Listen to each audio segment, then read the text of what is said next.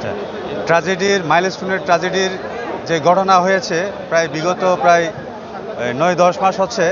এই ৯-১০ মাসের মধ্যে কিন্তু আমরা সরকারের কাছ থেকে কোনো কিছু এই সহযোগিতা আমরা পাই নাই, বিচারও পাই নাই।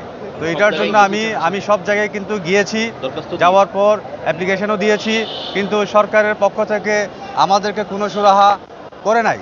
তো এই না করার বিধাতে আজকে আমি মামলার বাদী হয়ে এখানে সাক্ষীদেরকে নিয়ে আমি এখানে উপস্থিত হয়েছি আর কি এই আদালতে। পদ্মা সেতু, মেট্রো রেল এবং এলিভেটেড এক্সপ্রেসওয়ে নির্মাণের গর্বিত অংশীদার বসুন্ধরা সিমেন্ট।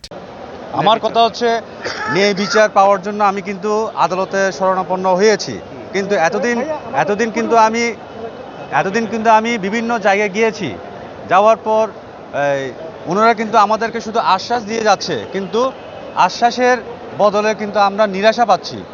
আমাদেরকে কোনো খোঁজ খবর নিচ্ছে না। আমরা হয়তো আপনারা বললে বিশ্বাস করবেন না, আমাদের ছেলেদেরকে যে দাফনের টাকা পর্যন্ত আমাদেরকে দেওয়া হয় নাই। তাহলে আমরা কিভাবে যে 5 কোটি টাকা কিভাবে পাবো আমরা? তো সরকারের সদিচ্ছা থাকতে হবে। এখন দেখা যাচ্ছে ইউনূস সরকারও সদিচ্ছা ছিল না।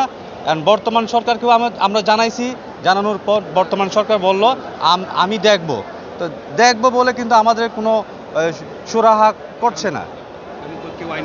কেউ আইনের আওতায় কিন্তু বর্তমানে আসে না।